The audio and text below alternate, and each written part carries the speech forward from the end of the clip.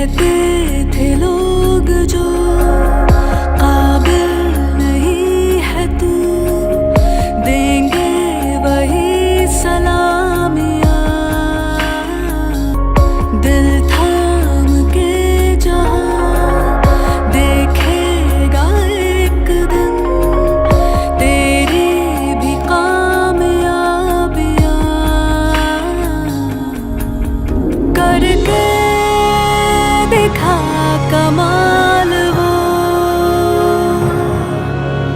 आके ज़मीं पे दे के जाए आसमां शाबाशियाँ। कामात आणि खेळात ज्यांचं आहे डेडिकेशन, कामात आणि खेळात ज्यांचं आहे डेडिकेशन, त्यांच्या सक्सेसफुल पार्टीचं करत आहोत सेलिब्रेशन, करत आहोत सेलिब्रेशन. मला कार्यक्रम चालू करायचा आहे, पण मला एक असा प्रश्न विचारायचा आहे जो मी ठरवला नव्हता. आत्ता मी आल्यापासून पाहतीये तुम्ही इकडं तिकडं सगळ्यांशी बोलताय, हसताय, खेळताय, सगळ्यांना टाईम देताय आणि हे सगळेजण आपल्यासाठी आलेले आहेत. आता तुम्ही स्टेजवर आलात, तुम्ही आजची उत्सव मूर्ती आहात. आता तुमच्या अंगात खेळाडू नाही आहे पण पोलीस आहे का? हां, की लगेच आपल्याला जायचं आहे, काहीतरी करायचं आहे. तर आज तुम्ही उत्सव मूर्ती आहात आणि आपण इथे बसून राहायचं आहे. प्लीज. धन्यवाद. मी काकांची मोठी बहीण वैशालीताई जोग यांना विनंती करते की ताई आपण स्टेजवरती यायचं आहे आणि आपलं मनोगत व्यक्त करायचं आहे. तत्पूर्वी मोराया गोसावीच्या पावन स्पर्शाने पवित्र झालेली ही भूमी, कालच आपल्या इथे पालखी पण येऊन गेलेली आहे. कुठलाही कार्यक्रम सक्सेस व्हायचा असेल तर त्या विघ्नहर्ता गणेशाला आपण विनवतो की हे बाप्पा तुझे आशीर्वाद माझ्यासाठी राहू देत आणि आज काकांनासुद्धा बाप्पाचे आशीर्वाद आपण मिळावेत म्हणून गणेशवंदनाने कार्यक्रमाची सुरुवात करूयात. ओम गण गणपतये नमो नमः, श्री सिद्धिविनायक नमो नमः, अष्टविनायक नमो नमः, गणपती बाप्पा मोरया, मंगलमूर्ती मोरया. गणपती बाप्पा. जे चतुर्थी करतात ना त्यांचा आवाज आहे आणि जे फक्त साबुदाणा खिचडी आणि मोदक खातात त्यांचा आवाजच नाही आहे. हो की नाही? आवाज कसा पाहिजे आपल्या चिंचवडकरांचा? गणपती बाप्पा, मंगलमूर्ती मोरया. या ताई, या काकांच्या मोठ्या भगिनी आहेत वैशालीताई जोग. बहीण भावाचं नातं एक वेगळंच असतं. बहीण भावाचं नातं हे वेगळंच असतं. लहानपणापासून बहिणींनी अलगद प्रेमाने ते सांभाळलेलं असतं. सर्वांना नमस्कार. आज ह्या कार्यक्रमाच्या निमित्ताने इथं आपण सगळे एकत्र जमलेलो आहोत आणि मला इतका आनंद झाला आहे की काय बोलावं हे समजत नाही आहे. हा माझा धाकटा भाऊ, पण पहिल्यापासून अतिशय खिलाडू वृत्ती त्याची लहानपणापासूनच होती, आताही आहे. आणि त्यांनी ॲक्च्युअल कुठं खेळाचं ह्या ट्रेनिंग घेतलेलं नाही, कोणी त्याला मार्गदर्शन असं केलेलं नाही आहे. पण काहीतरी साधारणतः 48व्या वर्षी त्यांनी नोकरीमध्ये असताना या खेळाला सुरुवात केली आणि त्याच्यामध्ये डेव्हलप केली. आणि त्याच्यामध्ये एकच जिद्द ठेवली की आपल्याला आपली तब्येत प्रकृती चांगली ठेवायची आहे आणि ह्याच्यामध्ये आपल्याला चांगल्या प्रकारचं बक्षीस किंवा मिळवायचं आहे म्हणजे. आणि त्या दृष्टीने त्यांनी सतत प्रयत्न ठेवले, अखंड प्रयत्न केले त्यांनी त्यासाठी. आणि एकच ध्येय त्यांनी ठेवलं आणि त्याच्यामागं त्याचे कष्ट, सातत्य हे अतिशय महत्त्वाचं आहे. थंडी असो, पाऊस असो, काही असो, पहाटे 5ला तो उठणार म्हणजे उठणार, जाणार खेळायला. 5-5, 6-6 वेळेला मॅच खेळायला जाणार रिटायरमेंटनंतर. तोपर्यंत त्याचं जीवन म्हणजे पोलीस डिपार्टमेंट म्हटल्यानंतर सकाळी 9 तर रात्री घरी यायला 11च वाजायचे. पण एक त्याचं होतं की पोलीस डिपार्टमेंटला असूनसुद्धा मला त्याचं वैशिष्ट्य वाटतं की बरेच ठिकाणी पोलीस डिपार्टमेंटचे जे लोक असतात तर त्यांच्या नेहमी म्हणजे रागीट स्वभाव किंवा तोंडामध्ये जरा शिव्या वगैरे असं असतात. परंतु त्याच्या घरी म्हणजे मी त्याच्याकडनं कधीही असं ऐकलं नाही. हे त्याचं वैशिष्ट्य आहे की घरी एकदम शांत, व्यवस्थित, घरी पण नेहमी सगळ्यांना मदत करण्याची तयारी कुठंही पुढं येऊन म्हणजे कमीपणा किंवा काही हे नाही. त्यांनी त्याच्या कष्टामुळंच आणि त्याच्या प्रयत्नामुळं आणि कामामध्ये सिन्सिअरता असल्यामुळंच तो असिस्टंट पोलीस कमिशनर म्हणून या पोस्टपर्यंत पोहोचला आणि रिटायर झाला. आणि त्याच्या जिद्दीमुळं त्याचं कंटिन्युअस त्यांनी केलेल्या प्रयत्नामुळं तो मध्ये न्यूझीलंडला पण जाऊन आला. परंतु त्याला त्यावेळेला गोल्ड मेडल मिळालं नाही. परंतु त्याच्या सारखं डोक्यात होतं की आपल्याला परदेशात जाऊन गोल्ड मेडल घ्यायचं आहे. आणि ते त्यांनी आता लंकेला गेल्यानंतर ते सिद्ध केलं. सिल्व्हरही मिळवलं, गोल्डही मिळवलं. आपल्या तब्येतही त्यांनी चांगली ठेवली. आम्हाला वाटतं कित्येक वेळेला की आता तो वयाच्या 70ला आलेला आहे तर त्यांनी फार इतकं एक्झर्शन करू नये म्हणून आम्ही त्याला कित्येक वेळेला म्हणतो. पण तो काय ऐकत नाही. त्याची जिद्द, कष्ट आणि त्याचं हे स्वप्न त्यांनी पूर्ण केलेलं आहे. असंच त्याला यश मिळू दे आणि त्याचं आरोग्य हे चांगलं राहू दे, त्याचं जीवन हे सुखाचं जाऊ दे, हीच मी परमेश्वराजवळ प्रार्थना करते आणि माझं भाषण पूर्ण करते. थँक्यू. काकांच्या विहीनबाई मिसेस परांजपे यांना मी विनंती करते की कृपया आपण स्टेजवरती यायचं आहे आणि आपलं मनोगत व्यक्त करायचं आहे.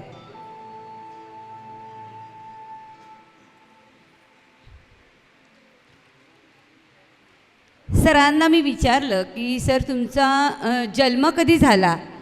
सरांनी मला एका शब्दात उत्तर दिलं 7-8-56. म्हणजे 7-8-56 तुला लक्षात ठेवायला बरं होईल. तर 7 ऑगस्टला जन्मलेले सर आता त्यांच्या विहीनबाई बोलत आहेत. नमस्कार, मी रोहिणी परांजपे. उपस्थित मान्यवर फॅमिली मेंबर्स आणि फ्रेंड्स यांचे आज मनोहर जोशी साहेबांच्या अभिनंदन प्रसंगी आपले सर्वांचे स्वागत करते. जोशी साहेबांबद्दल तसे बोलण्यासारखे खूप आहे पण मी मोजक्या शब्दात बोलते. आज मला पहिला प्रसंग आठवला आहे. माझ्या मुलीला घेऊन आम्ही प्रथम त्यांच्या घरी आलो तेव्हा येताना मनात काय बोलायचे हाच विचार होता. पोलीसवाले आहेत, कधीच संबंध नव्हता, काय बोलायचे हा प्रश्न होता. आणि आल्यानंतर आम्ही त्यांना तसे बोलूनही दाखवले की काय बोलायचं हा प्रश्न पडतोय. आम्हाला फक्त प्रद्युमन ACP बघून माहीत आहेत CID मधले. तर त्यांनी एकच वाक्य ते आम्हाला बोलले की आम्ही पण तुमच्यासारखी माणसेच आहोत. यावरून त्यांचा स्वभाव लक्षात आला. पुढे मुलीचा विवाह सुशांतशी झाला, जाणे येणे चालू झाले. मग त्यांना बॅडमिंटनची आवड किती आहे हे ते समजले. त्यांचा त्या बाबतीतला उत्साह अगदी मोठा आहे. त्यांचा अजून एक गुण आहे तो म्हणजे समजून घेणे आणि समजून सांगणे. सहकार्य करण्याची वृत्ती पण खूप आहे. आम्ही त्यांच्याकडे आलो कधी परकेपणा वाटत नाही. तेही आमच्याकडे येतात तरीही परकेपणा दाखवत नाहीत. तेही बॅडमिंटनविषयी मी जास्त बोलू शकत नाही कारण खरंच मला त्या खेळाविषयी काही कळत नाही. पण माणूस म्हणून त्यांच्याकडे खूप चांगले गुण आहेत. त्यांना खेळण्यात असो किंवा कोणत्याही गोष्टीत मेधाताईंची साथ फार मोलाची आहे. अजून खूप बोलण्यासारखे आहे पण इथेच थांबते. जोशी साहेब तुमचे अभिनंदन करते. अशीच गोल्ड मेडल मिळत राहोत आणि आपण असेच सेलिब्रेशन करत राहूया. Thank you all of you. धन्यवाद विहीनबाई. मी एक प्रश्न विचारते. मलाही काही एवढं बॅडमिंटनचं नॉलेज नाही आहे. बॅडमिंटन खेळताना त्याचे किती प्रकार आहेत. म्हणजे तुम्ही किती प्रकारात स्पर्धेमध्ये भाग घेऊ शकता. नाही ज्यांना हो हो हो हो चालेल चालेल ओके. हां कोण सांगेल का प्लीज उत्तर द्यायचं आहे. हां प्लीज हां सांग. हां आणि चला स्टेजवरती या, इकडे यायचं आहे. हॅलो, मी सुधीर वाटवे यांच्याच ग्रुपमध्ये खेळतो. वय वर्ष फक्त 77 आहे. बॅडमिंटनचे प्रकार म्हणजे men singles, men's doubles, women singles, women's doubles आणि मिक्स डबल्स अशा सगळ्या प्रकारामध्ये स्पर्धा होत असतात. आणि त्या सगळ्यामध्ये हे प्रवीण आहेत हे सांगायला मला विशेष आनंद होत आहे. धन्यवाद. यांच्या सुनबाई विविधा जोशी यांना मी विनंती करते की आपण स्टेजवरती यायचं आहे. Namaste and welcome everyone to this grand event where we are celebrating our Baba's one of our biggest achievement, and we all are glad and overwhelmed to see you present here and the love you always showed on our Baba. Baba, you have set an example that age is just a number. If we decide something to achieve, if we set goal, then and if we try it from our heart, then our goal is not far away, always. So I'm really proud, and I never feel that I'm his daughter-in-law. He always treats me like his daughter and guide me in every situation. I really congratulate you today, and I wish my son Vihan follow your footsteps. Thank you. 8 जून 1981 साली यांचं सरांचं लग्न झालं आणि मेधा जोशी त्यांच्या पत्नी ज्यांनी त्यांना इतकी वर्ष साथ दिली, तर त्यांच्या पत्नीचं मनोगत आपण ऐकणार आहोत, पण त्या स्टेजवर येत नाही आहे म्हणून त्यांची मुलगी प्राची आपल्याला त्यांचे मनोगत व्यक्त सांगणार आहे. नमस्कार. आईला वरती येऊन बोलणं आत्ता शक्य नाही आहे, म्हणून तिच्या वतीने तिचं जे मनोगत आहे ते मी तुम्हाला वाचून दाखवते. थोडासा आवाज माझा चांगला नाही आहे गाण्यासाठी. ॲक्च्युली आईने हे देऊन गोळी गायल्या असत्या तर चांगलं वाटलं असतं, पण मला खात्री आहे की तुम्ही थोडंसं सहन कराल मला. धुंदी कळ्यांना धुंदी फुलांना शब्दरूप आले मुक्या भावनांना धुंदी कळ्यांना धुंदी फुलांना. बॅडमिंटन खेळताना पण एक फूल म्हणजेच शटल कधी इकडे तर कधी तिकडे अगदी धुंदीत फिरत असतं. त्या फुलाला बोलता येत नसलं तरी त्याचा आवाज मात्र बॅडमिंटन खेळणाऱ्या इथल्या प्रत्येकाने ऐकला असणारच आहे. आणि त्या फुलाच्या शब्दरूपी भावना म्हणजे क्षणोक्षणी आकडे बदलणारा स्कोरबोर्ड. जसं गाण्यामध्ये स्वरज्ञान महत्त्वाचं असतं, ते जर नसेल तर गाणं कसं अगदी निष्प्रभ होतं, त्याचप्रमाणे बॅडमिंटनमध्ये सुद्धा योग्य वेळी योग्य शॉट नाही मारला तर आपला खेळ पण निष्प्रभ होतो आणि आपण हरतो. म्हणूनच खेळतानाचा तो योग्य शॉट हा फार महत्त्वाचा असतो आणि तो योग्य शॉटच आपल्याला खेळ जिंकवून देतो. आपल्या आयुष्यातही तसंच काहीसं असतं. आपल्या आयुष्यात योग्य वेळी योग्य माणसं आली की आपल्या आयुष्याचा शॉटही अगदी अचूक बसतो. अशीच काही योग्य माणसं जोशींच्या आयुष्यात आली आणि या खेळाला सुरुवात झाली. त्यांचा हा प्रवास सगळ्यांपर्यंत पोहोचवण्याचा छोटासा हा प्रयत्न. जोशी साहेब हे पोलीस खात्यात एक कर्तव्यनिष्ठ व जबाबदार पोलीस निरीक्षक होते. त्यांच्या सतत बदल्या होत होत्या. या दरम्यान 2005 साली त्यांची बदली फलटणला झाली. त्यावेळी महिन्यातून एकदा सर्व सरकारी वरिष्ठ अधिकाऱ्यांची मीटिंग व्हायची. त्यातून हळूहळू एकमेकांच्या ओळखी वाढत गेल्या. असंच एकदा मीटिंगनंतर गप्पा मारत असताना विषय निघाला, सकाळी सगळेजण आम्ही समोरच्या हॉलवर भेटतो आणि बॅडमिंटन खेळतो, तर जोशी साहेब तुम्हीही काय येत नाही आमच्याबरोबर बॅडमिंटन खेळायला. तेव्हा जोशी साहेब म्हणाले की अहो, याआधी मी कधी बॅटच हातात घेतली नाही आहे, ती रॅकेट हातात घेतलीच नाही आहे आणि हा खेळ कसा खेळता हे मला काही माहीतच नाही. तेव्हा ते सर्व अधिकारी मित्र त्यांना म्हणाले, अहो आता नव्याने सुरुवात करा जोशी साहेब, आता घ्या रॅकेट आणि या खेळायला, मग बघू पुढचं पुढे. तेव्हापासून त्यांनी जी रॅकेट हातात घेतली आणि त्यांना खेळाची गोडी लागली ती अजूनही तशीच आहे. आता म्हणजे तो खेळ आणि ती रॅकेट हा त्यांच्या आयुष्याचा अविभाज्य घटक झाला आणि मला त्याचा खूप खूप अभिमान आहे. या देशासाठी काहीतरी करण्याची जी त्यांची जिद्द आहे ती सेवानिवृत्तीनंतरही कायम आहे. त्यांच्या या जिद्दीला, एकनिष्ठेला माझा सलाम. त्यांच्या या सुवर्णपदक, रौप्यपदक मिळवलं आहे आणि आपल्या भारताचं जे त्यांनी नाव गाजवलं आहे त्यासाठी त्यांचे मनःपूर्वक अभिनंदन. आम्हाला सगळ्यांना, घरातल्यांना तुमचा खूप खूप अभिमान आहे. यापुढेही तुमची अशीच खूप प्रगती होत राहू देत, या आमच्या सगळ्यांकडून तुम्हाला खूप शुभेच्छा.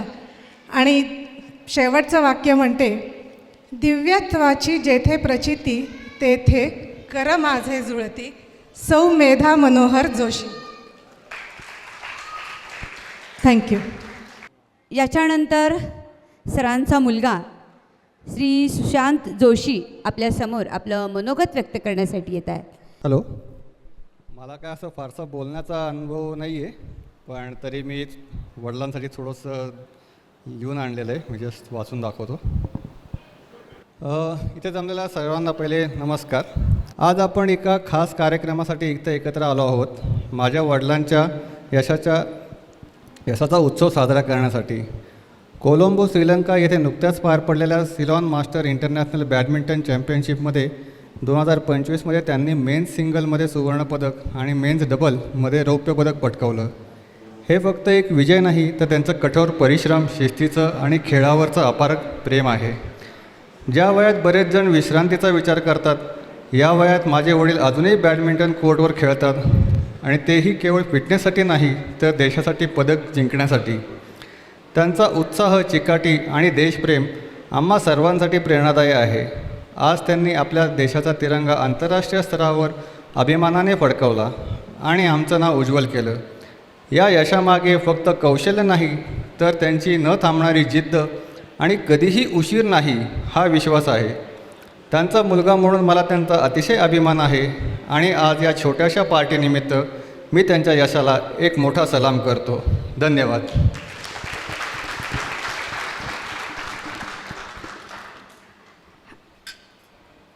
अतिशय सुंदर आपण बोललात. पण सुशांत, मी तुम्हाला असं सांगू इच्छिते की बाबांनी आत्ता सांगितलं की आता तो पण खेळायला लागला आहे आणि जॉब करतोय. तर बाबांनी जॉबमधनं सुद्धा वेळ काढून खेळून एवढी पदकं मिळवलेली आहेत. आणि माझ्या असं वाचनात आलेलं आहे की बाबा रात्रभर ड्युटी करून, म्हणजे रात्री 9 ते 5ची ड्युटी करून घरी आल्यानंतरसुद्धा ते 5 नंतर 1 तास बॅडमिंटन खेळायला जायचे आणि त्याच्यानंतर आराम करायचे. तर माझ्या अपेक्षा आहे की याच्या बाबतीत तरी आपण बाबांच्या पावलावर पाऊल ठेवून पुढे जायचं आहे. माननीय श्री मकरंदजी रानडे सर आपलं मनोगत व्यक्त करणार आहेत. तर मी सरांना विनंती करते की कृपया आपण स्टेजवरती यायचं आहे. रानडे सर सेवानिवृत्त पोलीस महानिरीक्षक आणि सध्या नेमणूक आहे त्यांची माहिती आयुक्त पुणे विभाग येथे ते कार्यरत आहेत. एकदा रानडे सरांसाठी जोरदार टाळ्या होऊ देत प्लीज. आजचे उत्सवमूर्ती श्री मनोहर जोशी साहेब आणि आजचे मुलाखतकार श्री सुधीरजी गाडगीळ, उपस्थित बंधूंनो आणि भगिनींनो, श्री मनोहर जोशी सरांना त्यांनी जागतिक स्पर्धेमध्ये सिंगल स्पर्धेमध्ये गोल्ड मेडल आणि डबल स्पर्धेमध्ये सिल्वर मेडल मिळवलेलं आहे. त्यांचं हे जे यश आहे त्याचा जसा तुम्हाला सार्थ अभिमान आहे, तसं पोलीस दलातील सर्व सहकाऱ्यांना देखील त्यांचा सार्थ अभिमान आहे. मी उपस्थितांना एकदा विनंती करतो की त्यांनी टाळ्याचा कडकडाट करून त्यांचं आपण अभिनंदन करू. जोशी साहेब हे मी पुणे शहरामध्ये DCP असताना पहिले विशेष शाखेमध्ये आणि त्यानंतर डेक्कन पोलीस स्टेशनला सिनियर PI म्हणून कार्यरत होते. अत्यंत सचोटीचे अधिकारी म्हणून त्यांचा नेहमी आमच्या स्मरणात आहेत. ते कधीही पोलीस खात्यामध्ये काम करताना अशा खूप गोष्टी असतात की ज्या फक्त निवडक लोकांच्यावरच तुम्हाला भरोसा ठेवून त्यांना सांगता येतात आणि त्यांच्याकडनं त्या करून घ्यायच्या असतात. तर अशी जिम्मेदारी पार पाडणारे जोशी साहेब एक उत्कृष्ट पोलीस निरीक्षक म्हणून माझ्या जीवनामध्ये नेहमी माझ्या कायम लक्षात राहतील. त्यांना जे जे काम दिलं ते अत्यंत तडफेने आणि पूर्ण मन लावून ते काम करायचे आणि त्याच्यामध्ये 100% यशाची खात्री असायची की त्यांना एखादी जिम्मेदारी दिली, एखादी जबाबदारी त्यांच्या अंगावर टाकली तर ते पूर्णपणे ती यशस्वी करून दाखवायचे. डेक्कन पोलीस स्टेशन हे तसं खूप म्हणजे चॅलेंजिंग जॉब आहे डेक्कन PI म्हणून काम करताना, कारण त्या ठिकाणी सर्व महत्त्वाचे कॉलेजेस आहेत, महत्त्वाच्या संघटना त्या हद्दीमध्ये कार्यरत असतात आणि त्या भागामध्ये काम करताना तिथल्या सिनियर PIची कसोटी लागते. आणि डेक्कन परिसरामध्ये म्हणजे पूर्ण पुणे शहरातच पण डेक्कन परिसरामध्ये जास्तीत जास्त बुद्धिजीवी लोक राहतात. त्यामुळे अशा लोकांना हँडल करणं, अशा लोकांचा सामना करणं हे खूपच अवघड असतं. तर ती कामगिरी त्यांनी 3 वर्ष अत्यंत चोखपणे पार पाडलेली आहे. आत्ता मुलाखतकार श्री सुधीर गाडगीळ त्यांची मुलाखत घेताना मला एक माझ्या मनात प्रश्न आला होता, तो मला विचारायचा आहे त्यांना की जोशी साहेब, तुम्ही जे हिप्नॉटिझमचा जो प्रयोग आहे तो बॅडमिंटन खेळताना तुमच्या प्रतिस्पर्धेवर करता का?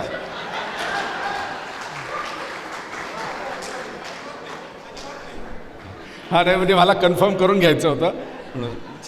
तर अशा या जोशी साहेबांच्या यश साजरं करण्यासाठी आपण या ठिकाणी जमलो आहोत आणि त्या जोशी सरांच्या या यशामध्ये त्यांच्या कुटुंबियांचा, त्यांच्या सुविद्य पत्नी, त्यांचे मुलं, त्यांची मुलगी या सर्वांचा निश्चितच मोठा सहभाग आहे. कारण एक अधिकारी, एक कर्तबगार अधिकारी यशस्वी होताना त्याच्या कुटुंबाला खूप त्याग करावा लागतो.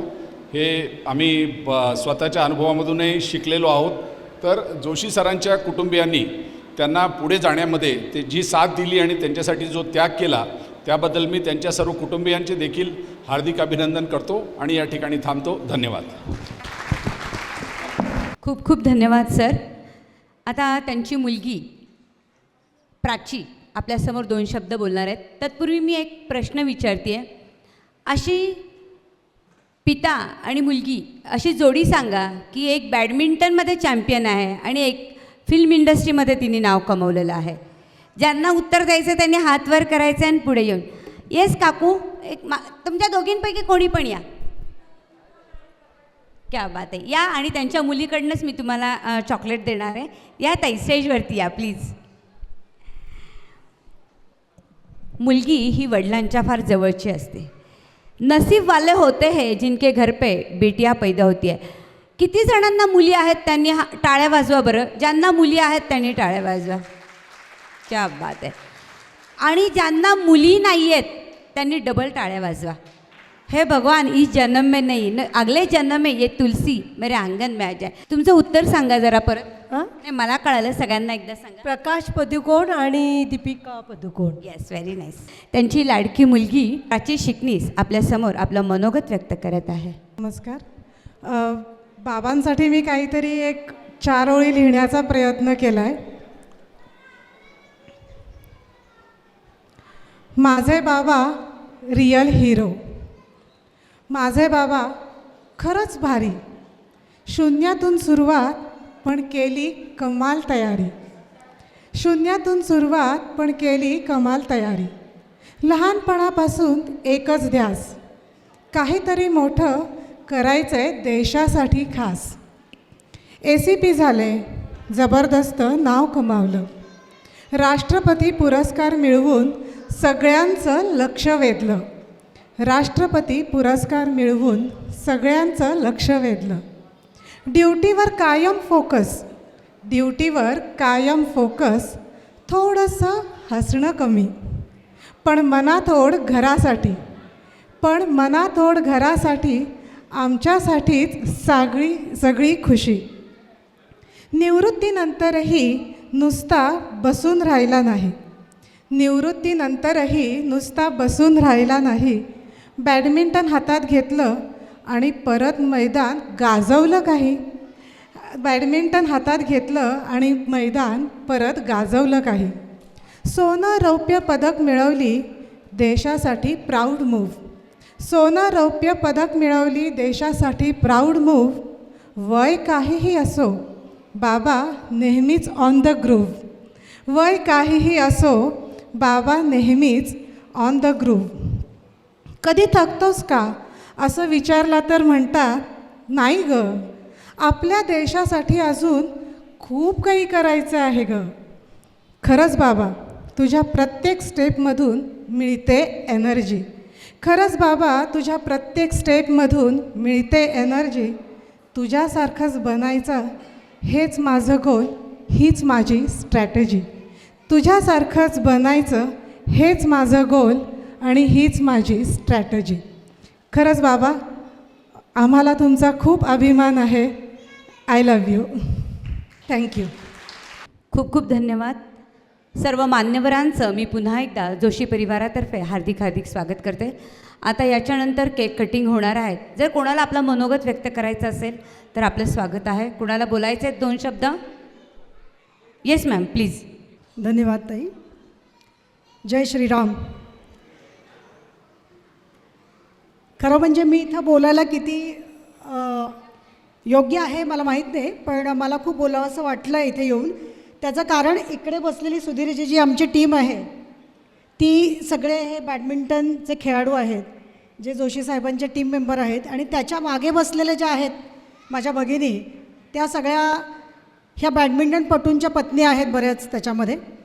आणि म्हणून हे खेळाडू असे आहेत की ज्यांना रॅकेट आणि शटल याच्याशीच खेळ जास्त आवडतो, बोलायला आवडत नाही फारसं. आमचे कॅप्टन आहेत काशीकर काका, आणि तसं व्हाईस कॅप्टन म्हणावं असे जोशी सर आहेत. जोशी सर, आपलं खूप खूप कौतुक आहे मनापासून. आम्हाला आपलं मनापासून अभिनंदन बॅडमिंटनच्या ग्रुपतर्फे. आणि आत्ता सुधीरजींनी ही फुलोली मुलाखत जी नेहमीप्रमाणेच 8,500 मुलाखतींचा अनुभव असलेले सुधीरजी यांना आपण कायमच ऐकत आलो आहे, पण आज जोशी साहेबांचा जीवनाचा प्रवास इतका सुंदर त्यांनी उलगडला. आणि तसं मला वैयक्तिक जोशी साहेब हे एक बॅडमिंटनपटू आहेत आणि माझे मिस्टर सुरेश मोहिते जे खेळतात ते खेळायला जातात त्यांच्या ग्रुपमध्ये, याच्या पलीकडं फारसं माहीत नव्हतं. पण एक उत्कृष्ट प्रशासक, पोलीस प्रशासनातले कर्तव्यदक्ष अधिकारी आणि संमोहक, विशेष म्हणजे संमोहक आणि बॅडमिंटन खेळाडू. आणि या सगळ्यातून त्यांच्या जीवनाकडे बघण्याचा त्यांचा दृष्टिकोन किती सकारात्मक आहे. आणि सातत्य ही त्यांनी दिलेली पहिली ज्याला प्राथमिकता सातत्याला दिलेली आहे, त्यामुळं आज त्यांचं यश आपल्याला दिसतं आहे. या यशाचा आम्ही सगळेजण आनंद घेतो आहे. आम्हा सगळ्यांना खूप कौतुक आहे आपल्या कुटुंबाचं, आणि इतका आपल्याला त्यांनी पाठिंबा सुंदर दिलेला आहे मला वाटतं. आणि त्यामुळे ते यश आपण संपादन केलेलं आहे. आणि हे यश कुठं संपादन केलं आहे आपण, याचं मला आज खूप विशेष वाटतं आहे. जिथे प्रभू श्रीरामचंद्रांनी जाऊन हे धर्मयुद्ध तिथे जिंकलं आणि राक्षसी प्रवृत्तींना जिथं नष्ट केलं त्यांनी युद्धामध्ये. अशा राक्षसी प्रवृत्ती म्हणजे आम्हा सगळ्यांमध्ये असणाऱ्या राक्षसी प्रवृत्ती कोणत्या, तर आळस. आळस हा आमचा राक्षसी प्रवृत्ती आहे. त्या राक्षसी प्रवृत्तींना मारणारा हा तुमचा विजय असं मला वाटतं या निमित्ताने. आणि ज्या देशामध्ये जाऊन आपण हा विजय संपादन केला आहे त्या देशातलं जे भाषा आहे सिंहली, त्या भाषेमध्ये आपल्या या यशाचं अभिनंदन मला करावं असं वाटतं. मी आत्ता जस्ट शोधलं एवढ्यात बोलता बोलता. श्रीलंका जयग्रहणाय ओपट बोहोम सुबतपती, म्हणजे many many congratulation to your great success in Sri Lanka. आणि असंच आपण यश संपादन करावं. 75 वर्षाच्या पण आमच्या ताई इथे आहेत, विजयलक्ष्मी आपल्या पार्टनर आहेत खेळतानाच्या. अशा सगळ्यांनी आम्हाला प्रेरणा द्यावी. आणि मला असं वाटतं की ही मुलाखत जी होती ती आमच्या सर्वांसाठी एक प्रेरणा होती. त्यामुळं आज मला खूप आनंद होतो की आज रविवार आहे आणि आम्ही येऊ शकलो आहे सगळे, आणि हे आमचं भाग्य आहे की इतकं सुंदर आम्हाला ऐकायला मिळालं. पुनश्च एकदा या बॅडमिंटनच्या आमच्या ग्रुपतर्फे आपलं मनपूर्वक अभिनंदन करते आणि थांबते. धन्यवाद. आदरणीय उपस्थिति, आज हम एक ऐसे व्यक्ति के बात कर रहे हैं जिन्होंने अपने जीवन में खेल, समाज सेवा और कानून व्यवस्था में उत्कृष्ट हासिल की है. जोशी का एक ऐसा नाम है जो बैडमिंटन के मैदान में अपनी अद्वितीय प्रतिभा के लिए जाना जाता है. साथ ही उन्होंने समाज के लिए भी बहुत काम किया है और एक एसीपी पुलिस के रूप में कानून व्यवस्था बनाए रखने में महत्वपूर्ण भूमिका निभाई है. जोशी काका की कहानी हमें सिखाती है जीवन में सफलता पाने के लिए हमें अपने लक्ष्यों पर ध्यान केंद्रित करना है और कड़ी मेहनत करनी चाहिए. उन्हें अपने खेल जीवन में कई ऊंचाइयां हासिल की है और साथ ही समाज के लिए भी बहुत योगदान दिया है। एक छोटी सी कविता थी जोशी काका के लिए, जोशी काका का जीवन को दर्शाती है। जोशी काका एक नायक का नाम है। बैडमिंटन में समग्र समाज में भी काम एसीपी की भूमिका निभाई है। बड़ी निष्ठा से समाज के लिए समर्पित एक सच्चे नायक की कहानी है जोशी काका की। एक एसीपी के रूप में उन्होंने कानून व्यवस्था बनाए रखने में महत्वपूर्ण भूमिका निभाई है और समाज को सुरक्षित बनाने में योगदान दिया है। उनकी निष्ठा और समर्पण ने उन्हें एक सच्चे नायक के रूप में स्थापित किया है। जोशी काका की सबसे बड़ी विशेषता ये है, उन्हें अपने जीवन का खेल, समाज सेवा और कानून व्यवस्था का एक साथ जोड़कर दिखाया है। उन्हें साबित किया है एक व्यक्ति कई क्षेत्रों में उत्कृष्ट हासिल कर सकता है और समाज के लिए बहुत योगदान दे सकता है। आज के युवाओं के लिए जोशी काका एक प्रेरणा की स्रोत है। उन्हें कहानी हमें सिखाती है जीवन में कुछ भी असंभव नहीं है, बस हमें अपने लक्ष्य पर ध्यान केंद्रित करना चाहिए और कड़ी मेहनत करना चाहिए। हम जोशी काका की कहानी में प्रेरणा ले रहे हैं।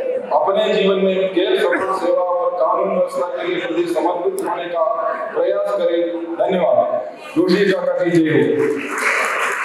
जिनके सर पे है प्रसिद्ध मुलाकातकार का ताज, वो बैठे हैं बीच में हमारे आज। वो बैठे हैं बीच में हमारे आज। हमारे मनोहर जी है प्रोग्राम के सरताज। हमारे मनोहर जी है प्रोग्राम के सरताज। आओ सब मिलकर करते हैं दोनों का अभिनंदन आज, अभिनंदन आज। माझे भाग्य समजते की मी आज सुधीरजी यांची ओळख करून देण्याचं मला सौभाग्य मिळाले। माननीय श्री सुधीरजी गाडगीळ एक उत्कृष्ट निवेदक, मुलाखतकार, लेखक, पत्रकार।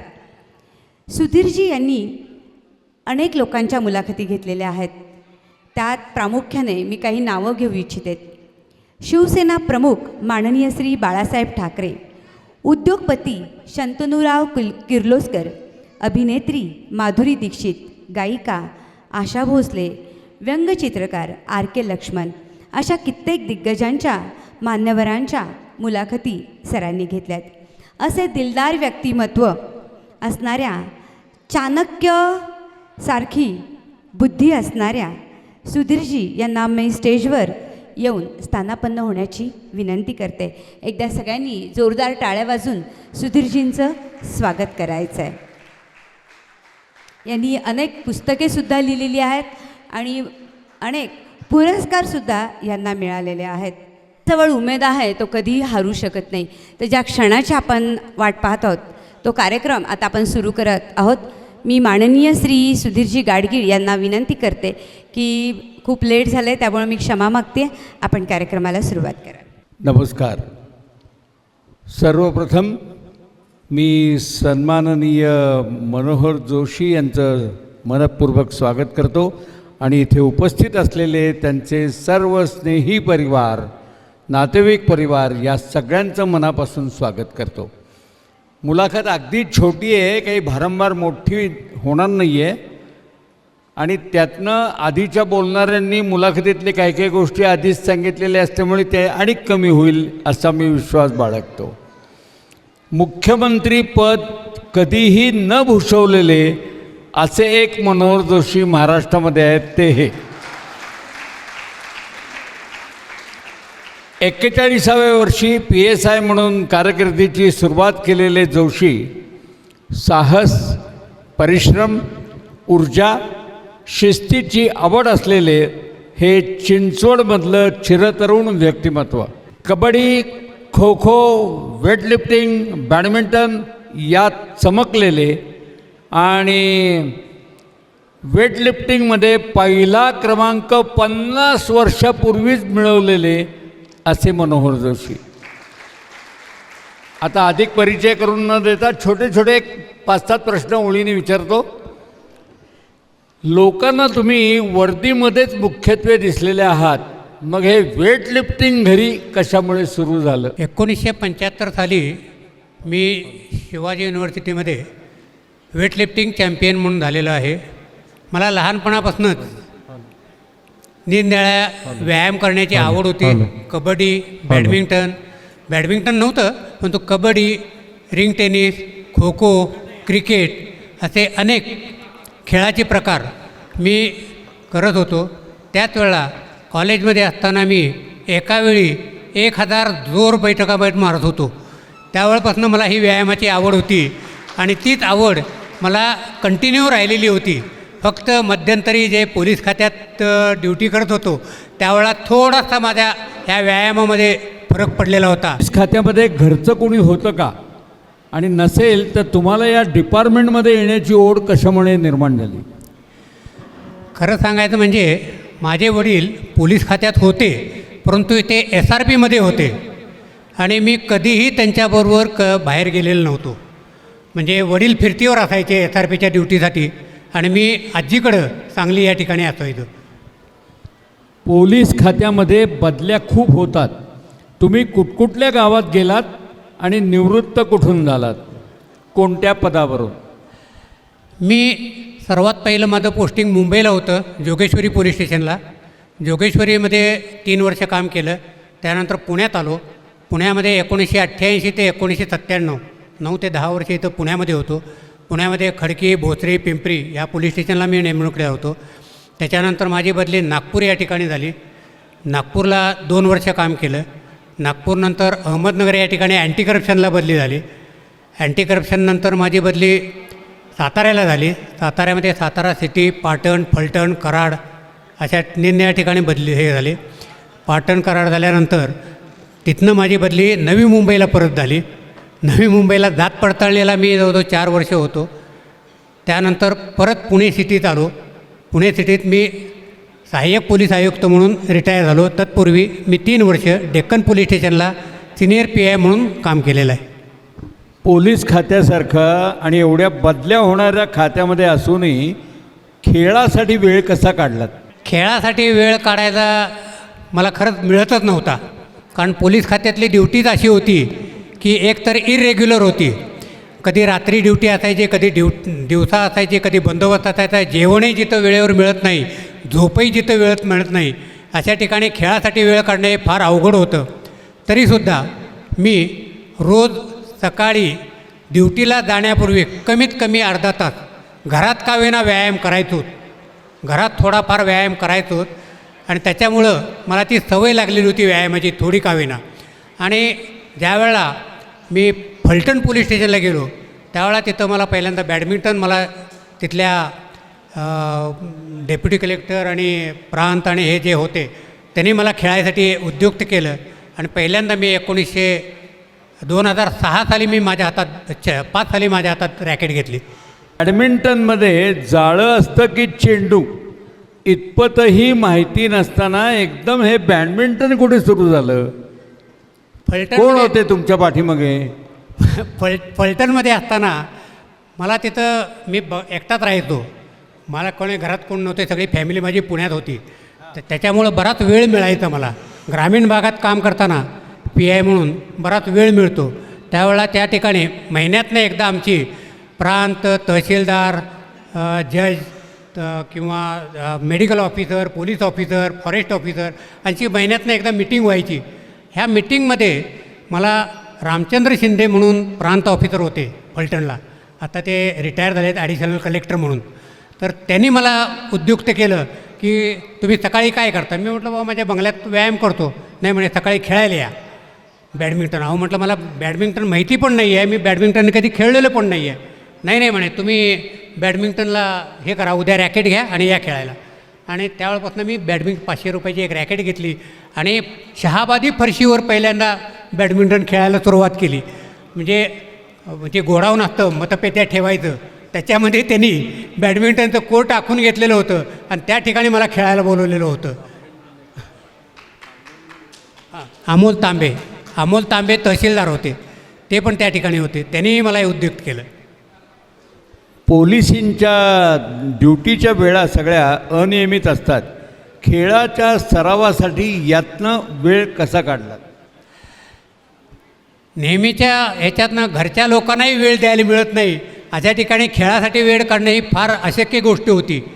तरीसुद्धा मी पहाटे 5 ते 6 हा खेळासाठी वेळ काढला.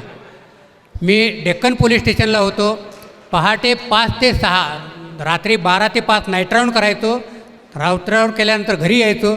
घरी आल्यानंतर युनिफॉर्म काढून बॅडमिंटनचा युनिफॉर्म घालायचा आणि पहाटे 5 ते 6 खेळायचो.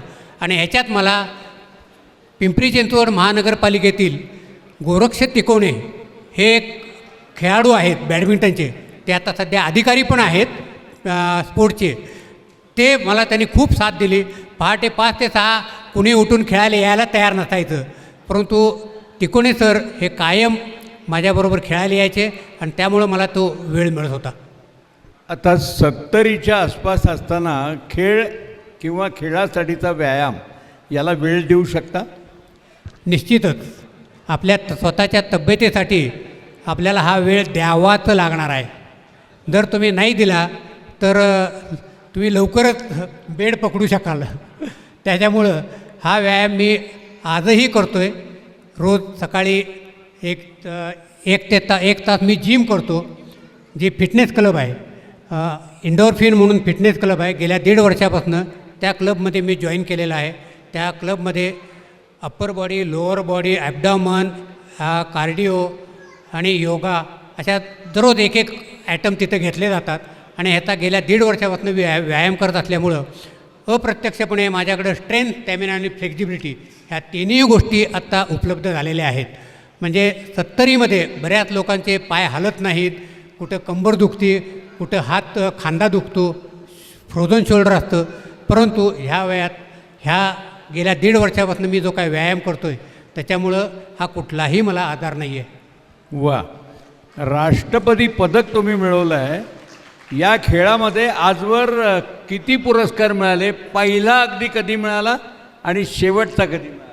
आत्तापर्यंत मला गेल्या 3 वर्षात मला जवळजवळ 17 ते 18 मेडल मिळालेली आहेत.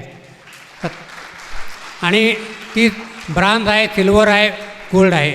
2023 साली मी राष्ट्रीय विजेता झालो पहिल्यांदा उदयपूर या ठिकाणी.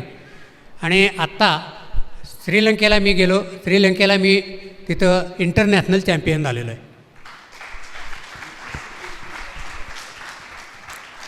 पोलीस खात्यात मला एकूण 452 बक्षिसं मिळालेली आहेत. वा वा वा वा. आणि चांगल्या कामगिरीची बक्षीसं आहेत ही. म्हणजे उत्कृष्ट डिटेक्शन, उत्कृष्ट बंदोबस्त, निरनिराळ्या चांगल्या कौशल्यानं तपास केले याच्याबद्दल मला 452 बक्षिसं मिळाली आहेत. आणि 2012 साली माननीय राष्ट्रपती यांचं राष्ट्रपती पदक पण मला मिळालेलं आहे. संमोहन तज्ज्ञ म्हणूनही तुम्ही काम केलं आहे ना, ते कशातनं सुरू झालं? संमोहन तज्ज्ञ खरंच आहे. हा माझ्यातला गुण फारसा कोणाला माहिती नाही आहे आणि मी कोणाला सांगितलाही नव्हता. मी हिप्नॉटिस्ट आहे. मी 1992 साली मनोहर नाईक हिप्नॉटिस्ट ह्यांच्याकडनं हिप्नॉटिझम शिकलेलो आहे. 1992 साली पोलीस खात्यात असताना एक विशेष शाखेचं ट्रेनिंग मला दादर मुंबई या ठिकाणी होतं. आणि त्या ट्रेनिंगसाठी मी गेलो होतो. त्यावेळेला संध्याकाळी 5 नंतर काहीच काम नसायचं. आता 5 नंतर बाकीचे मुंबईचे जे ट्रेनिंग लोक होते ते आपापल्या घरी जायचे. आम्ही जे पुण्यातनं गेलेले लोक काय करायचं, उगीच आपलं भटकत बसायचं. त्याच्यापेक्षा एके दिवशी पेपर वाचताना मला लक्षात आलं एक ॲडव्हर्टाईज की संमोहन विद्या शिका. मी आपलं म्हटलं हे काय आहे, आणि त्याचा पत्ताही दादर पश्चिमला होता. आमचं दादर पूर्वला हे ट्रेनिंग चालू होतं. संध्याकाळी आपलं मी सहज झालो तिथं. त्यावेळेला मनोहर नाईक तिथं भेटले. त्यांना म्हटलं मला हिप्नॉटिझम शिकायचं आहे. ते म्हटले कशासाठी शिकायचं आहे? मी म्हटलं बाबा पोलीस खात्यात काही उपयोग करता येतो काय मला बघायचं आहे, त्याच्यासाठी शिकायचं आहे. आणि त्या दृष्टिकोनातून मी तो तिथं शिकलो. तर तिथं पहिल्यांदा ज्यावेळेला मी शिकायला गेलो त्यावेळेला त्यांची जी फी होती ती इतकी जास्त होती की ती मी देणं शक्य नव्हतं आणि घरातल्यांना सांगणंही शक्य नव्हतं. कारण घरातल्यांना मी सांगितलं असतं की मला हिप्नॉटिझम शिकायचं आहे, घरातल्या कुणीही मला शिकू दिलं नसतं. त्याच्यामुळं मी न सांगताच ते जे काही त्यांची फी होती ती दिली आणि हिप्नॉटिझम शिकायसाठी गेलो. परंतु त्याने मला त्यांची एक पद्धत होती, हिप्नॉटिझम शिकवण्यापूर्वी लाईट ट्रान्समध्ये नेऊन ते हिप्नॉटिझम शिकवतात. त्याच्यामुळं लवकर शिकलं जातं. तर ते मला लाईट ट्रान्समध्ये न्यायचा प्रयत्न करायला लागले, परंतु माझ्यावर काही हिप्नॉटिझमचा परिणामच होईना. शेवटी ते कंटाळले. मला म्हटले जोशी साहेब तुमच्यावर हिप्नॉटिझम का होत नाही. म्हटलं मलाच माहिती नाही का होत नाही आहे, आता तुम्हीच करणार आहे ते मला पाहिजे.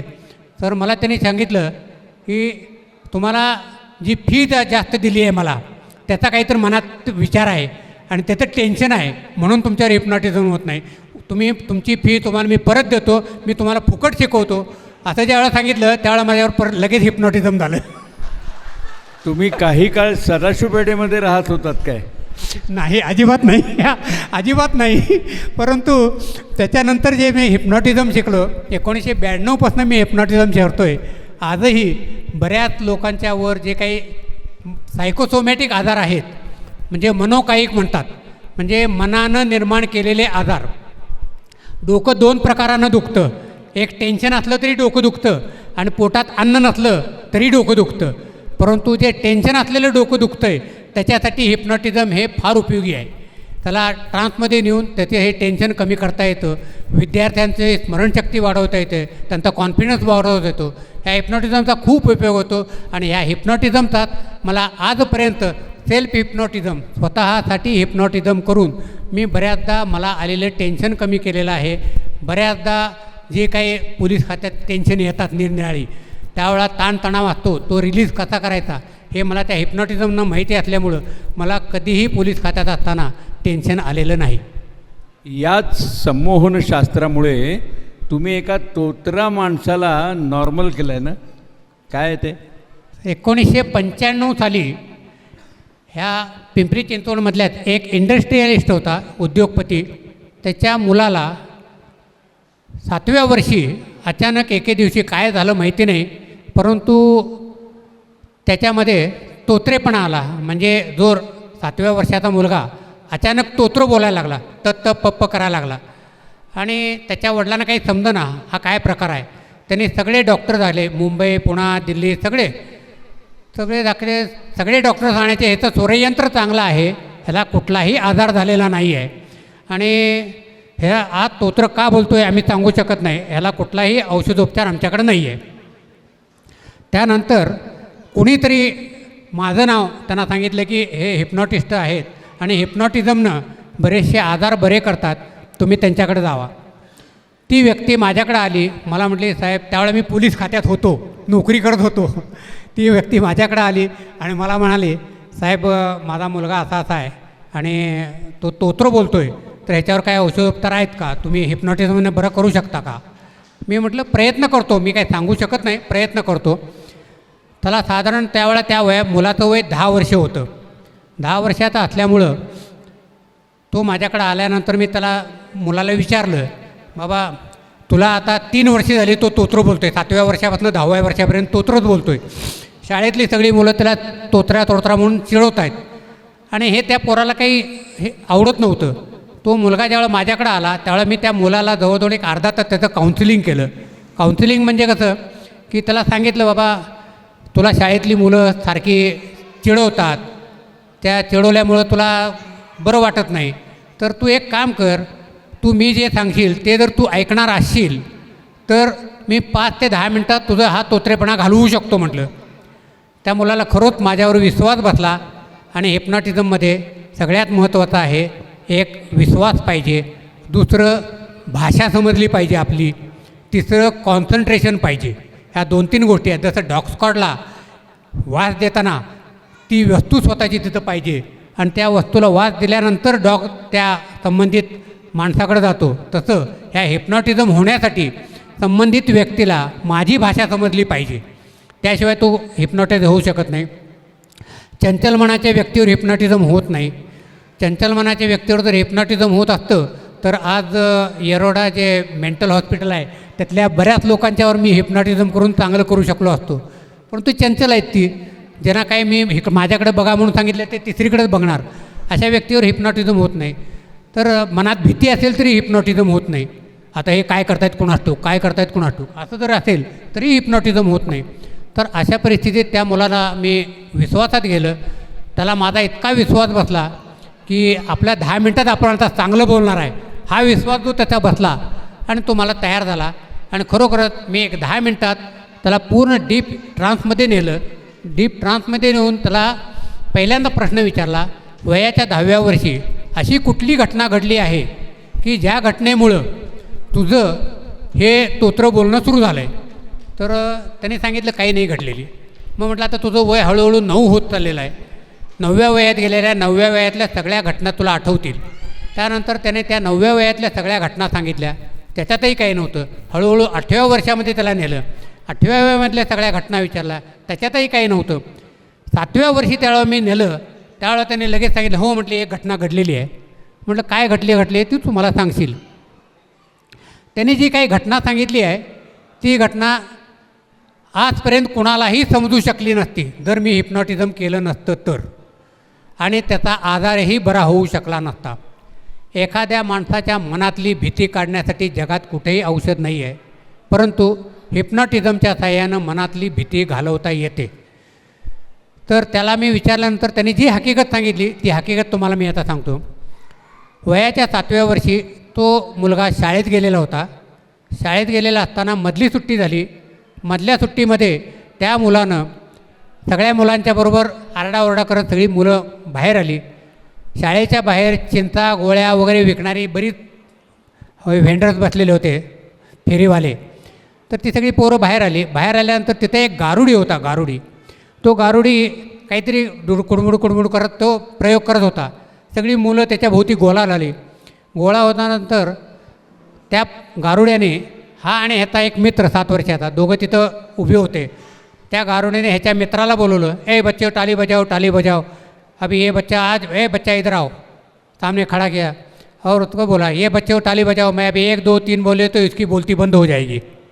त्याने काहीतरी केलं, 1 2 3 केलं आणि त्याची बोलती बंद झाली. तो तत्त पप्प करायला लागला.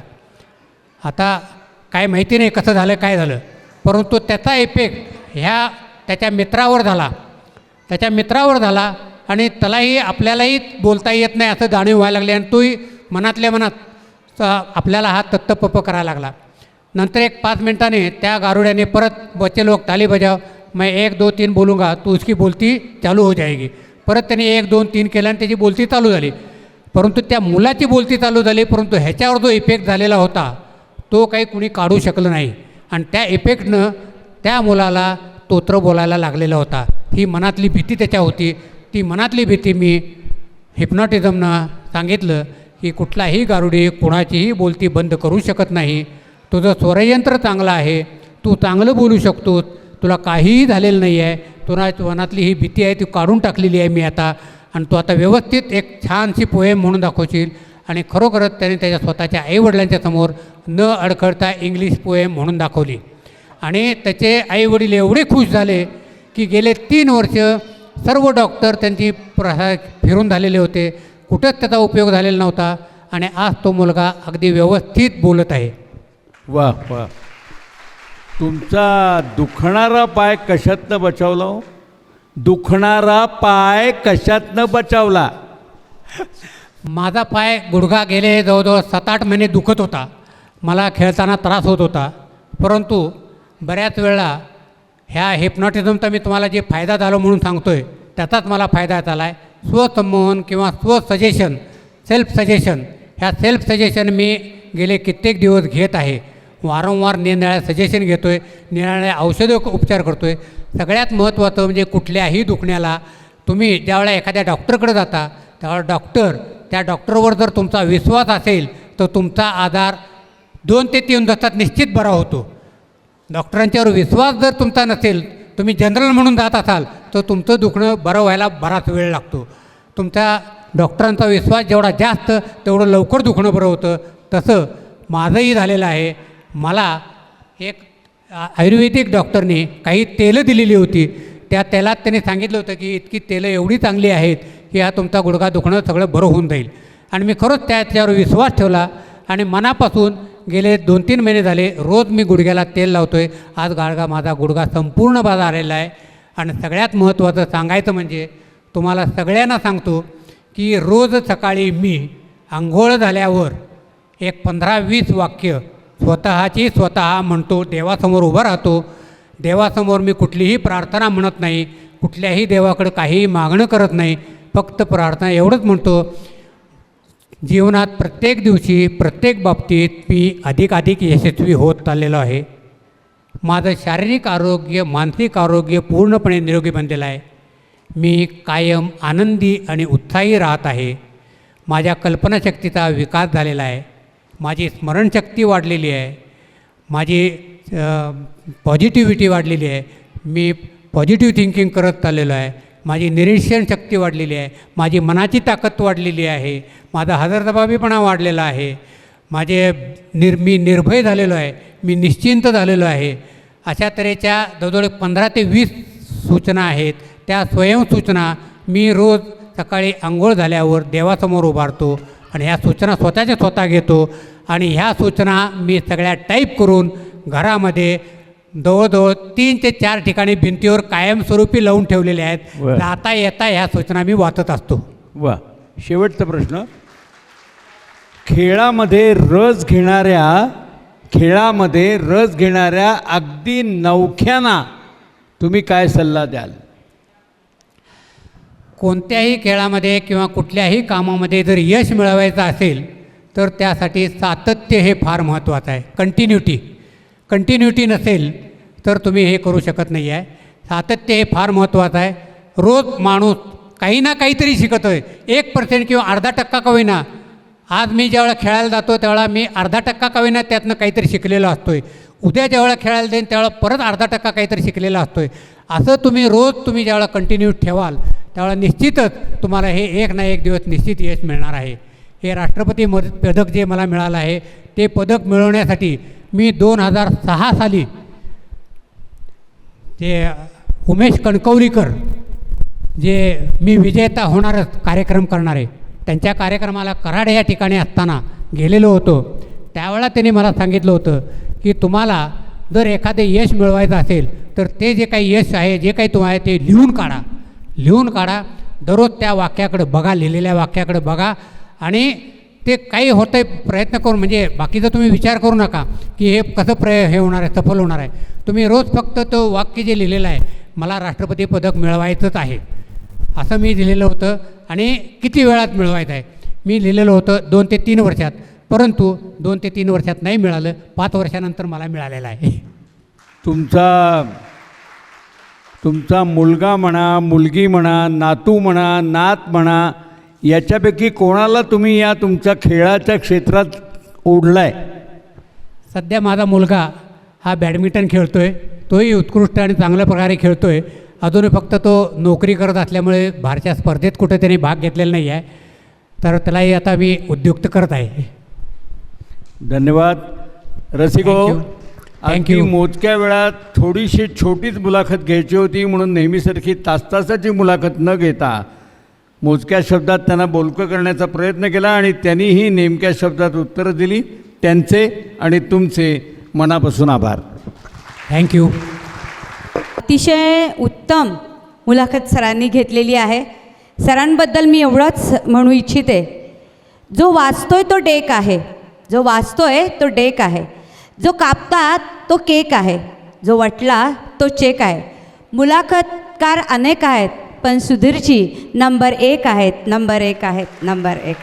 धन्यवाद. शाबाशी